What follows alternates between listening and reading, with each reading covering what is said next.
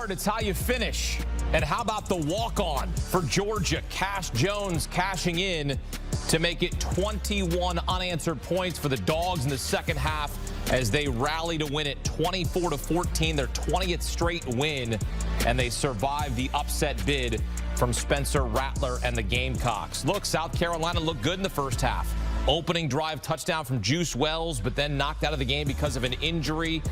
And Georgia couldn't get anything going in the first half. Down 14-3, Spencer Rattler looked like a Heisman Trophy candidate. 16 of 18, 152 yards and a touchdown. But in the second half, he was 6 of 24, 104 yards and 2 interceptions. Indeed, a tale of two halves. Good teams win, great teams cover. Georgia did not cover the 25.5. In fact, how about this nugget? And I hope you were listening to us before this game. South Carolina now 4-0 ATS in their last 4 trips to Athens. This SEC on CBS postgame report is presented by Belfor, the leading disaster recovery partner for businesses and communities. As we welcome in CBS Sports HQ college football analyst Barrett Sallee. Barrett, was shaky in the first half for Georgia. What changed in the second half for the #1 team in the nation? Well, I think 2 things. One, they got to Spencer Rattler a little bit more than normal. And look, Spencer Rattler's been money against the blitz, but you can only be so good for so long in big games. So that was one thing. I think the bigger thing, though, is they got Carson Beck settled in. But I think most importantly, they got him settled in with a running game. They really couldn't get things going in the first half. And in the second half, you saw a wide variety, a stable of Georgia running backs get in the mix, led by Dajon Edwards. So, you know, I think that the adjustments that Mike Bobo made, I know Mike Bobo sometimes a dirty word, dirty phrase in Athens because of some of his history as the offensive coordinator. But I think Mike Bobo did a great job focusing a little more on the running game. It got Carson Beck settled in. And as we saw, Carson Beck had a great second half. So it was halftime adjustments, I think, from both sides of the ball for Georgia. All right, Barrett, sit tight. Much more with Barrett Sallee as we continue here on the SEC on CBS postgame report. As you take a look at the numbers for Spencer Rattler, really a tale of two halves, as we mentioned. 16 of 18. He started 10 of 10. He was awesome to start. Led the team on an opening drive touchdown. Juice Wells was a really, really nice play. You saw Georgia blitz there. You kind of question, should they have not done that? And they got down early. And then in the second half, Georgia's defense bringing the pressure early and often as Rattler 6 of 24, just over 100 yards and 2 picks as South Carolina's upset bid fails in Athens. And let's get right to the site, back out to the Georgia-South Carolina game. The man who called this game, Brad Nessler, taking a couple minutes for us. Brad, appreciate the time here. What did you see differently compared to the first half to the second half from this Georgia team? Hakeem, I think the offensive line for Georgia was really the difference in the second half. I think they imposed their will on South Carolina's defense a little more. They hadn't been able to get their ground game going really through the first 2 weeks of the season, but they sort of started their year last year that way, and everybody forgot about it after they went 15-0. But Dajon Edwards, having him back in there today and being healthy enough to go for over 100 yards, and then they just kept rotating backs. And I think after a while, South Carolina was on the field too long. Their defense got a little bit gassed. You know, there were some costly penalties, I think, on both teams, really, that could have made the outcome a little bit different. But I think Georgia's, those Hogs up front just said, okay, this is our ball game. It's raining. It's going to get a little messy if we don't bear down, and they did. And I think that was the difference in the second half. Kirby Smart said they wanted to get tested, and not a lot outside of Athens probably thought that they were going to get tested on this day by South Carolina. We know the talent that South Carolina has. We were looking probably 2 ahead in terms of where they'd be tested. What did you learn about this Georgia team at the end of the day? Well, I think the fact that, you know, they came in as almost 4 touchdown favorites, and South Carolina to score first and keep the lead, get up by 11 points. And I think it's just a perfect coaching tool for Kirby. I know him well enough that this is going to be perfect because they won the game. That was #1 priority. But to get behind and fight back and, you know, missed field goals. I mean, they should have won the game by more than what they did. But they're always going to, it seems like every year they have a game like that. Last year it was Missouri, you know, and they survived survive that, and they barely won the game. And everybody said, you know, the Georgia Bulldog Nation was falling apart. The sky was coming down because they almost lost to Missouri. Well, here at home, you know, to get pressed by a better South Carolina team than I quite frankly thought they were coming in, they impressed me. And I think to have that, you know, long winning streak on the line, everybody's talking about three-peats and all that. The Georgia players aren't, and Kirby certainly isn't. But the fans are. Trust me, I got a lot of friends that are Georgia fans, and they're going to come away with this one, and they're going to be upset that they didn't win by 30 points because that's just the way they are. But then they're going to look back at it if it gets all the way to, let's say it gets to Tennessee November 19th, and Georgia's still undefeated. They'll look back and go, oh, yeah, South Carolina, that's right, we beat them. That's the way they look at it. Yeah, and let's give a little bit of credit to South Carolina, right? You said pregame that the recipe for an upset, you got to start fast, and they did. You saw Spencer Rattler move that offense down the field, 10 of 10, led the touchdown drive to Juice Wells, who caught the ball. Unfortunately, got injured there on the play. But this South Carolina offense looked pretty good in the first half. It just fell apart because of that Georgia defense in the second half. Yeah, and you know, Georgia's defense knew that Spencer had to throw in the second half because they had no ground game. He was their leading rusher, Rattler was, and some by design, mostly by scrambling, running for his life. So, you know, Joyner had a touchdown run, but it was like 2 yards, and, you know, it was out of the Wildcat formation. So they got to find a ground game or they're going to be in trouble. But, you know, with Spencer Rattler, as talented as he is, they're going to keep them in a lot of games and probably win them a lot of games. But it's just too much to overcome today when it's just one-dimensional. Brad, great call, as always, on CBS. Appreciate it for stopping by here on CBS Sports HQ. 20 straight wins for the Georgia Bulldogs. Appreciate it. Enjoy the rest of your weekend. You got it, Hakeem. Thanks a lot. Brad Nessler, one of the best in the business, taking some time for us here on CBS Sports HQ. Another win for Georgia. That makes it 20 in a row. That's impressive to put together a 20-game winning streak. And, look, they had to work for it. But they got it done. 21 unanswered points in the second half to rally to victory 24-14, the 8th SEC team to win 20 or more. And they're going to look to go 21 in a row when they continue their schedule. Coming up, a soft one against UAB, and then Auburn, and then Kentucky, Vanderbilt, Florida. We'll see if they've got any resistance against Missouri, who got a nice win on this day. All right, back here with CBS Sports HQ college football analyst Barrett Sallee.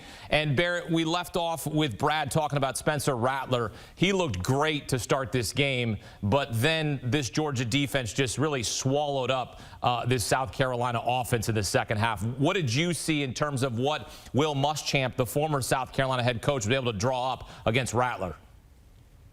Well, I think first things first, his biggest weapon, Juice Wells, the loss of Juice Wells, I think finally came back to bite them in the second half because Georgia could have went to the locker room and knew that it wasn't an option, that his best receiver, although I know Xavier Leggette's great, but you know, Juice Wells is the best receiver on that team. And so they didn't have to worry about that. And so as a result, they lit him up even more. They brought more pressure. And Spencer Rattler, to his credit, did so well. I mean, he does so well in the face of pressure. He's done it all season long because South Carolina's offensive line just really doesn't exist. So, you know, I think they just were relentless. They were Georgia. That's what Georgia defenses do. And I think Will Muschamp smelled blood in the water. He knew that Spencer couldn't hold up long term, and he knew they had guys who could cover Leggett and even take care of DeCarry and Joyner when they tried to get creative with him. So it was, I think, a great job by Georgia's coaching staff to make an adjustment to Spencer and say, hey, look, if we're going down, he's going to have to beat us. And he did all he could, but he couldn't do it. No, he could not. As for the other quarterback in this game, the winning quarterback, Carson Beck, his numbers weren't great. What are we talking about this week? If we're Kirby Smart, what's the message? What's the adjustment with him in terms of being a little more efficient in a game like this? Try not to make him do everything. Because early on, they were throwing a lot. They were throwing a lot more than they probably should have. And it was almost like they were trying to get him used to being in a big game because he hadn't before. But when you have this stable of running backs like they had, and they finally got back to that in the second half, you do run to set up the pass. And I think they learned a valuable lesson that, Carson can handle it. He's a good quarterback. We saw in the second half he made some great throws and led Georgia to a win, led Georgia from behind to a win. But instead of passing to set up the run, which I kind of felt they were doing early, let Dajon Edwards cook. Let these stable of running backs that they have do their work and make it easier on Carson Beck. And I think they'll do that moving forward. They know now that he can go out there and get the job done when the pressure's on, and I think that's important. But moving forward, maybe run the ball more effectively at the beginning of the game so you don't have to rely on Carson Beck too much. All right, so where do we expect to see more resistance on this schedule? Because I look at the schedule, and I didn't expect South Carolina to put up much. I thought they were going to be good today, but I didn't think that Georgia was going to be held to 3 points in the first half. And look, it's any given Saturday, right? We joke about any given Sunday. It's also any given Saturday. These games can be bonkers. It's college football. It's why we love the sport. Things can be chaotic. I mean, we see it every Saturday. I mean, you put a 20-leg parlay together like me, and I'm thinking I'm good, I'm going to the bank, and then one leg loses because there's an upset. There's craziness, right? So when you look at this Georgia schedule, I keep looking down and I go, Tennessee? Like in late November? That's the first time I see they're really going to be tested in a game where they're going to match up. Yeah, I mean, I think we've seen Georgia in the past sleepwalk a little bit in road games. Missouri last year is a perfect example where it just kind of it doesn't click for whatever reason. So, yeah, Tennessee is the one you point to and say, okay, really good Tennessee team. We'll see how they do tonight against Florida. But I think that's the one you have to look at. Hard atmosphere, tough atmosphere, dynamic quarterback. You have to worry about them. Ole Miss, we'll see what Ole Miss is, but they can run up the score a little bit too. So does Carson Beck have to go win that game with his arm? Maybe. Weird things happen in Jordan-Hare Stadium at Auburn. Always.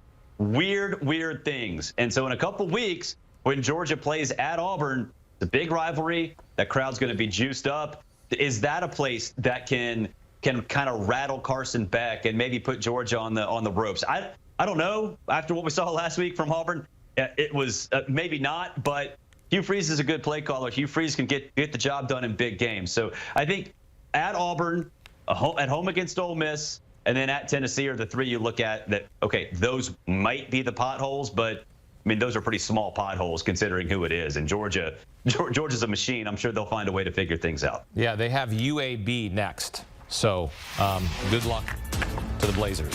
All right, time now for the Belfour Player of the Game.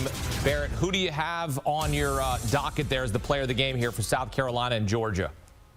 Dajon Edwards, the running back for the Bulldogs. He goes over the 100-yard mark on the second-to-last drive of the game. Really carried that team in that second half. And once he got cooking, the other running backs got involved, and I think more importantly, Carson Beck settled down. So I don't think with Dajon Edwards out, I don't know if they would have won that game. He was an incredible piece. I think he was part of that adjustment that Mike Bobo made. He said, hey, look, we need somebody stable. We need somebody to be the bell cow, and Dajon Edwards was that guy, and everything opened up for that Georgia offense after that happened. Yeah, you talk about a lot of the times when we expect teams from year to year, and a lot of the times people forget, even us, about changes in the coaching staff. Like you mentioned Mike Bobo taking over for Todd Monken. It feels like sometimes it takes time, right, for this to really gel, for this to really get into the way the guy wants to run his offense. And it sort of felt like that today. It was a stagnant offense in the first half, and in the second half we saw what we expect from Georgia. Yeah, and you know what? It's not unusual everywhere, right? I mean, yeah, Mike Bobo's been at Georgia. He was there last year as a consultant, but he knows what the expectations are. But it's also with the personnel, right? We haven't seen Dominic Lovett get involved that much in the offense. He was a great receiver last year for Missouri. He was counted on to be one of the deep threats, and really he hasn't really evolved into that, but he can be, right? So I think early in the season, you have to sort of find that groove between offensive coordinator and the players. But I think the players themselves have to sort of find that groove as well, because they're only 3 games into this. A lot of these guys have never played together at all and barely even know each other, might not even have their cell phone numbers. So it is, I think, one of those things. There's no preseason in college football. You sort of have to bring these things along slowly at times. And I think because of that, you do see some issues arise from time to time, and people not being on the same page, whether it be players on the field or coaches with the players when they're calling plays. I don't think they need the cell phone numbers anymore. They could just hit them up on Instagram, Snapchat, insert whatever your social media. X. Please not TikTok. Twitter, X, or whatever we're calling it nowadays. We're calling it X. We're setting it down. I sound so old right now, so I'm just gonna stop. We are. But the social media, like, you don't need cell phones, right? True. But you have to use the app. You need a phone, but just hit me up on Instagram. By the way, thanks for tagging me on Instagram last night. Appreciate that. That's what I'm here for. That's what friends are for, right? Appreciate it. Good teammate. Good teammate. Barrett, Sallee here on CBS Sports HQ, breaking down South Carolina and Georgia as Sir Big Spur tried to peck away at UGA pregame, but it was the Bulldogs who bit back in the second half. 21 unanswered points as they win it 24-14. The rushing numbers, quite a disparity. 189 to 53, led by Dejon Edwards, 118 on the ground, and Georgia grinds out a win on their home turf. Much more coverage ahead here on CBS Sports HQ. We've talked about it. Full highlights ahead. Keep it